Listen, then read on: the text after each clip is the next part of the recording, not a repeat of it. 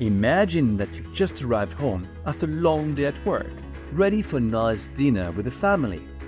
Your chief of technology calls you in panic and tells you, "We've been hacked. All our IT systems are blocked. They want 10 million euros in Bitcoin within 24 hours. Welcome to this podcast, where we explore innovation and corporate training in the insurance and banking industries. This episode is part of a series of 12 interviews brought to you by the Engage Institute and The Broker. Join me as we delve deeper into today's topic with Manuel Pachlatko, Head Cyber Specialty Aon Switzerland, to learn more about cyber risks and insurance. I'm Philip, co-founder of the Engage Institute. We empower your employees and clients thanks to engaging insurance training, such as expert interviews. Grow trusted advisors with us. So today on the show, I have a great pleasure to welcome Manuel Pachlatko. Good morning, Manuel. How are you doing? Good morning, Phil. Thank you for having me. All good? Yeah, excited to chat with you. It's a pleasure. Manuel, you're the head of cyber insurance for a large insurance broker, Aon. And I'm looking forward to picking your brain on what cyber risks and how cyber challenges have evolved. Thanks to AI now, phishing has become even more capable. Hackers have been able to impersonate someone and fake a son asking his mother for money. Is it possible to insure cyber risks now? I would say definitely yes. Of course, we're in a super dynamic environment. Everything is changing rapidly, which makes things complex. But according to the numbers, when we look back to 2019, the premium volume for cyber insurance was half of what it is now. It went up from 6 billion to 12 billion, and what we expect is that it will again double to 2025 and then again double to 40 billion in 2030. This wouldn't be the case if it wouldn't be insurable. So definitely yes, firms have a better overview on the risk in general, but of course there are always limits of insurability. We have to find new solutions how to tackle these tail risks which are not insurable. So what are the biggest risks you see in cyber at the moment? The most concerning ones is an outage of a cloud, always the topic of Amazon Web Services. Imagine this would go down, or Microsoft, also Azure. It's 70 to 80% of the Western world are working with Microsoft. So if there is a programming flaw in the software, that this would have like a major impact on the entire economy. One of the worst cases, definitely, but another one would be a really big liability claims for the companies. And the most concerning one currently, which is keeping clients away from Aon, is certainly ransomware. At the end of the day, 80 to 19% of the entire compensation from the insurance industry is related to criminal acts and mostly ransomware. Now you speak about ransomware, but very often you hear, well, you should not pay because the more you pay, the more people will be enticed to try to do that again. So what's the catch here? Definitely, that's a true statement. Nobody would recommend to pay ransom to a criminal party. But it's a privilege to say that. That's a critical situation in the virtual world, in the cyber world. It means you need to have solid backups. You need to trust your data in order to say no to the criminals. The ransomware topic itself has evolved a lot. The criminals are super creative. It started with just encrypting data, and then you may have a good backup. You can also trust that you're able to work again with your data. Then it got more creative, so they exfiltrated the data and they extorted, saying we're going to release the critical data in the dark web, for example. We're going to sell it. Then got even worse. They also reached out to clients affected by the exfiltration. And the hot topic was in the States, really sensitive data was leaked in the dark web, and then maybe this person affected wanted to pay. It was, again, pressure to the firms. Now it gets even more complicated in 2023. So the criminals reached out to the authorities and used the law against the firms in saying, okay, we have your data, we're going to disclose it, so you may be sued with a fine from the authorities. So it's a complex environment at the end of the day. So what are the main clients you get when you see companies coming to you? it's really across all industries and sizes of companies. Of course, in terms of maturity, you have the life science industry, you have the banking industry, but also professional services like law firms. They were interested since quite a long time in insurance and really doing the risk transfer. But this has changed completely. All firms are aware that cyber is one of their top risks, and not all of them have the same resources in order also to quantify the risk, to really identify what kind of main risk vectors are they confronted with. But it's really across the board. The demand is super high. Of course, because of the high pricing, not all companies are able to take out an insurance policy, but also it's on the risk quality. So in Switzerland, the insurance market is declining 20 to 30% of all the requests, which emphasizes that the demand is higher than the supply. You refuse to insure some of the companies that come to you or to the market saying, hey, I need insurance. For that, you say no. I mean, as a broker, we act on behalf, of course, of our clients. So we try to elaborate and to work out on an insurance policy, but it's never a substitute of investing in measures in the risk quality. In our opinion, from Aon, a certain risk quality level has to be fulfilled to make sense to also transfer the residual risk to the insurance market. And in case this is not done, that's one of my tasks as well. And that was one of the reasons why I ended up with Aon, because we also have a consulting team. So we can really help our clients to fulfill the minimum criteria. You basically go to the clients and conduct some kind of an audit. How does that work? Let's say we are an SME, a tech company in the learning space. I'll send you a message saying, hey, Emmanuel, I would like to get cyber insurance. What's the process? What does it look like? Exactly as you were saying, with assessing the risk. The kickoff is to speak to the clients, I mean, to you in your example, and asking, are you aware of your main risks?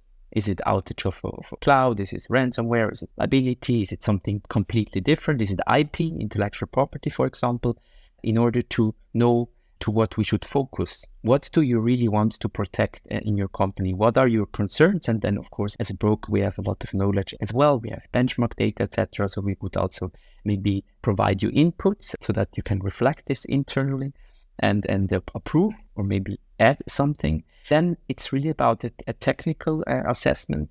What kind of software do you have in place? How do you access your data? And who is responsible for what? So it's a governmental topic. How would you react in case of a crisis? And then also procedures. Do you have some guidelines in place from a legal perspective? And how do you want to treat your data? With this structured way and also holistic physical security measures. I mean, in case you have an office, it's about how do you lock and do you have cameras in place and all of these things which we know are important. And then it's about setting a baseline. And what are your expectations on your risk quality? And of course, we also add some certain aspects from a benchmark and from a legal point of view. This sounds like a lot of analysis. I mean, it has to be an audit because you want to find the risk. So how do you do that for SMEs, a small company? Is it worth for you financially to take such a risk? It is. But, as a broker, I see my role to simplify the entire process, because we are not a big four consultant who is doing this in a really in-depth way. We have to find a really pragmatic way, and we have to focus on the most relevant things. So we pick out from these classical frameworks on a risk-based level the most important aspects, because from the claims experience, we know what kind of measures have to be in place in order to avoid a major case. And then we feed this also to our SME clients. And it's a tool that is quite flexible. It can be tailored to large and smaller clients. It might be maybe difficult, but as an SME, example, how much does it cost to have an insurance policy for 1 year? What are we looking at? Depending on the quality of the product, if you want to have a fully fledged insurance coverage, it starts with, I would say, 1,000 francs. And then, of course, it goes up to the really large companies, and they are paying up to 10 million for the insurance program. So it's a wide range. For these 1,000 francs, just to be very concrete, for the SMEs who listen to us now, what are they covered for? Basically, there are three elements which are important and for all the companies, but especially for SMEs. It starts with the coverage for crisis management. So it's also a service policy. This is a bit different to other products. Companies know from the insurance angle, you have access to experts who are helping you in case you have been affected by a cyber attack from an external party, but could also be that some human error. At the end of the day, it's 80% of all the cases are related to human error. So you send the wrong attachment to the wrong party, and this could lead to a liability case. So you get access to experts who are helping you to figure out what exactly happened on the one hand, but on the other hand, also to solve the topic. So do we have not encrypted backups in place? Do we have offline backups to do that process, but also to forensic resources? And then also important, as small companies don't have their own legal team, you have assistance from law firms. And in case this is needed, also in terms of communication. So how should I communicate towards my clients and my stakeholders, maybe shareholders?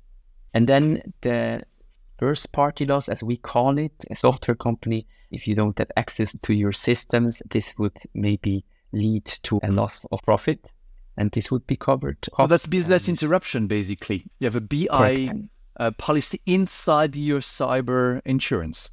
Correct. Okay. And you maybe have to replace a server. This is also related to cost. And then the third part is the liability part. So if a client may sue you, you have to defend yourself. But also because of the new regulations, you have to inform the authority. And this also goes with cost. This is also part of the coverage. If we stay on the SME side, what is your take on the percentage of small companies who have a cyber policy at the moment? A rather low number in Switzerland. It's 5 to 7% of all the companies. And that's a bit the concerning part. 98% of all the affected companies are SMEs, which makes sense because there are more, especially in Switzerland. But they're also responsible for almost 50% of the entire loss amount. So there is certainly a need also for SMEs to consider an insurance policy. Obviously, there's a quite substantial process to audit the company before you can provide an insurance policy. When you compare that work to the amount of the insurance policy, is that viable? Is it profitable for you to write such business? Yes, more than 90% of all the companies are SMEs, so you can scale it up.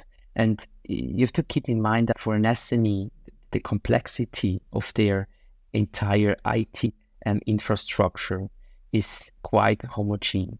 They work mostly with the same tools. Therefore, for us to advise an SME is, of course, simpler because we can grasp the risk a bit easier.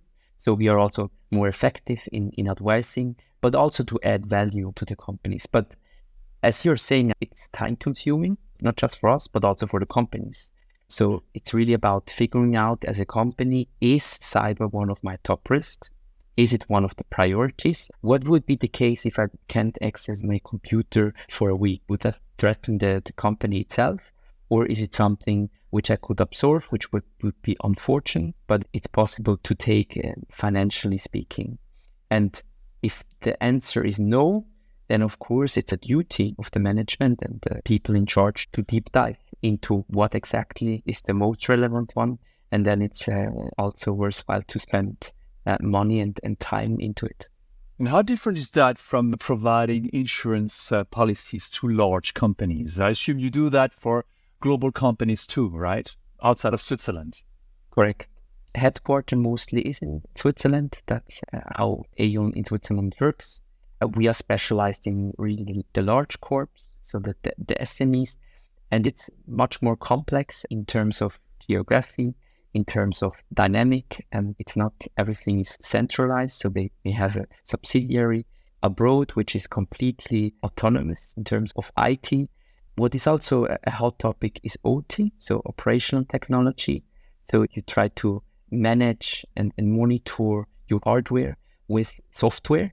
And this is something really complex because in IT, if there is a downtime, that's unfortunate, but it's something which we know happens regularly. But in the OT, if we speak about machines, about hardware, about production, this cannot happen because it would have major consequences And therefore, it's just a different mechanism how you work. IT is something flexible. You can buy just a new software, implement it. It's related to costs, of course, but as long as you can cover these, it's fine. But in the OT, this is designed for a long-term production machine. It's not something you want to replace after 2 years. It would just be more expensive. So with a large company, it's just a bit more diverse. It's even more dynamic, and it's not static at all. And hot topics like AI, Internet of Things, for example, but industrial IoTs is a hot topic as well, like blockchain. All of these buzzwords, which we read in the newspaper, is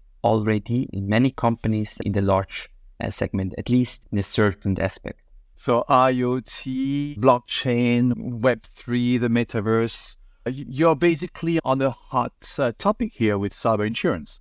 Absolutely. I mean, as we know, risk went up from 3 trillion from 2015, and it will go up to over 10 trillion in the year 2030. So it's a reality. After COVID, this accelerated. Even before, most companies wanted to invest in digitalization. They want to invest in new technology, but the speed went up after COVID, and we are not expecting that this will decrease. So how big is your team? Are you the only one doing the work, or do you have some colleagues to help you do all this? So Aon, in general, globally speaking, has over 600 people in the cyber scope, depending on consulting, but also we have a incident response team that can help our clients to solve problems in case they're affected by an attack.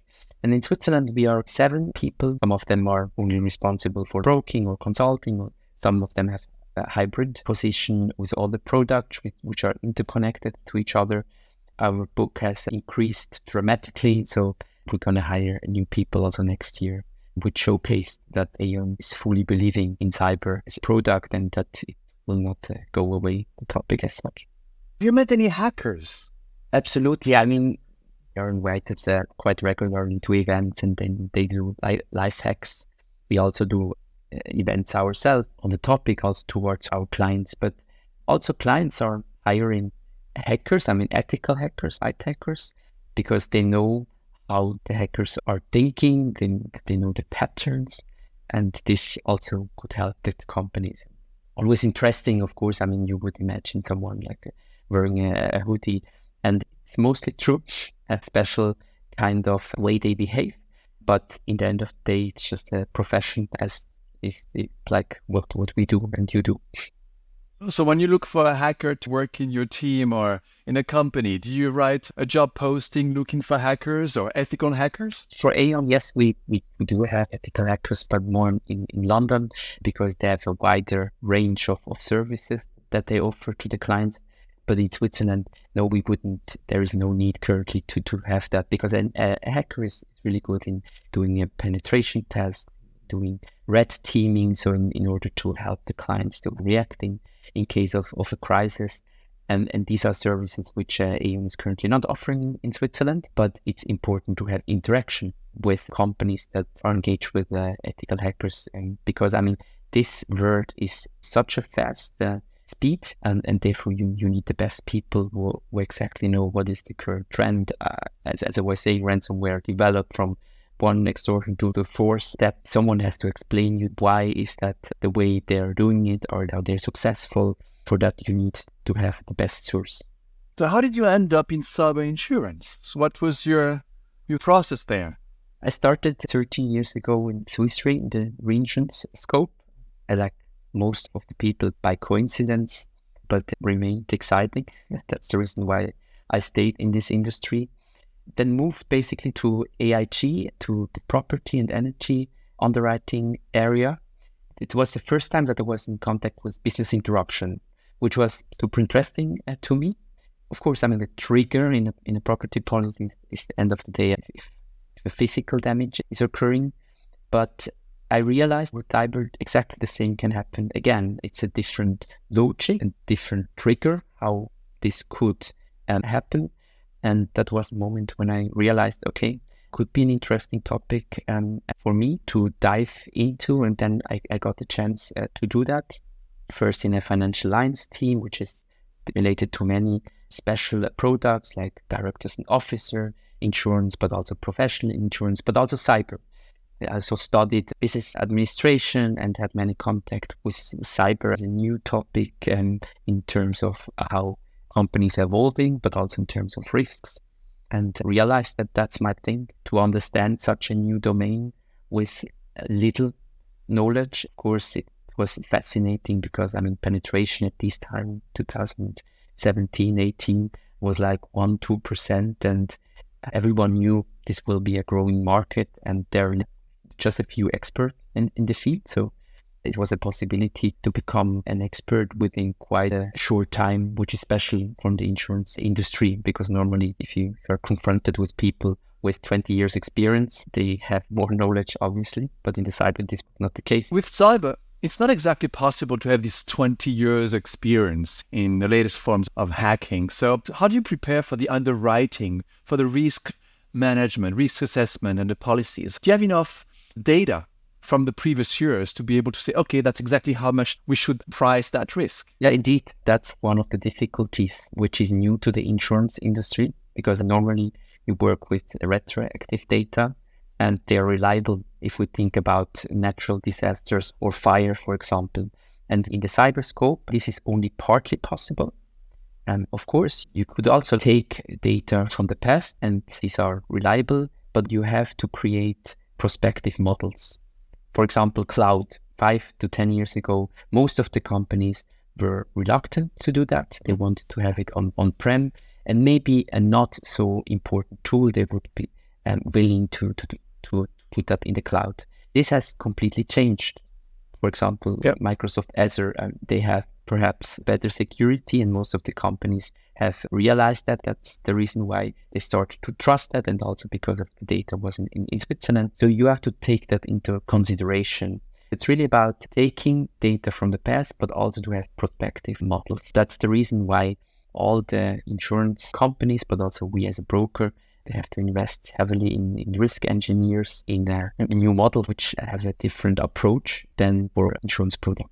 You speak about prospective models, and I think that was great until maybe 1 year ago, and then suddenly something happened. ChatGPT arrived and seemed to take over the world or change it drastically. So what's the impact of AI on cybersecurity and cyber risks? Always like two sides of the coin. I think the positive side is more, of course, perpetrators can use AI. The first example you said in the beginning of the conversation, they can write an email, which is maybe quite suitable because they know how a person is writing emails, and then the ChatGPT and the AI stuff can adopt to that. But it's also in how you to detect new attack vectors. Mostly this has to be done in a quite manual way, or you maybe have a tool, but this tool is quite static. And with AI, it gets like more sophisticated. AI is designed to learn. And so it can adapt. It basically tries to imitate human capabilities. And this also helps to protect a company. And it's also from law enforcement perspective, for example. Law enforcement try to also smash the ransomware groups, for example. But that's a complex way because there are not many resources also from that perspective. And AI could also help them in order to figure out where was the attacker coming from, how was it possible, how can you isolate an attack within a short time. So it's on both sides, and we have to be vigilant to adapt with these new technologies. But I see that the chance is higher than the risk. But there is a blind spot, and always the unknown unknowns is the most concerning part for the insurance industry, because you may cover unknown and you have not allocated a pricing to that. And this makes it critical, because then they may have to modify the product or the way they are being. And these unknown unknowns are increasing as AI is developing very fast, and we don't exactly know where it's going to. So that's getting very exciting. If you had to bet on cyber risks for the next 5 years, what would you point as saying, oops, this is where we should really have a close look at? Is there one area where you said, keep this in mind? Yes, and as I was saying, to focus on the basics. Because all these buzzwords are interesting and it's exciting to follow that. Also how you interact with your clients, with your stakeholders, and all super exciting. But what we realized in the last 3 to 4 years, mostly the attacks were successful because the basics were missing. And even though this sounds boring, it's also a bit the role of the insurance industry and the brokers to be boring, but to have really efficient advices in certain things. It ends up in, do you have multi-factor in place, which is boring, but you have to deploy that in a complete way. And it's about, have you exercised such a case? How would you react? Do we have a governance? And who would responsible to communicate towards the stakeholders? How would you detect an incident? Do you have like a input protection in place so that once a laptop, for example, would be affected and can be isolated from the system? So quite basic things. And we know all of these things. And since a couple of years, we have to adhere to these and not try to overload with new measures, with new technologies, unless it makes sense, unless it's proven that it's more effective. But our claims experience, and we have managed to select the 3 big ones, and we were part of it. And we realized it's mostly the basics that are missing. And so to focus on these. And of course, to also be open for new technology in a conscious way. Very interesting, Manuel. If you had just one piece of advice to share with our viewers, auditors, what would that be? Still goes down to focus on the basics, also work with third parties, because if you work with a partner who has experience, who has like many contact with other firms, it could help in terms of getting easy advice in order to invest in an efficient way. So in my opinion, that's an important point. Of course, if we read the headlines, sounds mostly super scary, all the risk related to cyber. But as long as you identify your risk, as long as you have internal resources to assess on these, we have to be comfortable that this risk will remain insurable on the one hand, and also that the chances are much higher than the threats in that respect. So therefore, not to overcook things. So focus on the basics and don't overcook things. Manuel, thank you very much for your insights. It's very interesting. I wish you a great success in the years to come. Cheers. Thank you, Pat. Ciao, ciao. That's all for today's episode, where we brought you some of the latest and greatest from the training, technology, and insurance worlds. Thanks for listening, and thanks to our guests for sharing their valuable insight with us. If you struggle to capture the knowledge of your experts, contact us. We'll record engaging interviews with them for you to share. If you enjoyed this episode, please subscribe to our channel and leave us a review on your favorite podcast platform. You can also find us on YouTube or LinkedIn, where you can watch the full video of this interview and many others. This interview was made possible thanks to our colleagues Laura Servadio for the coordination of this interview and Patrice Sejanov for a powerful remote interview studio based on AI. Until next time, stay safe and stay insured. Cheers!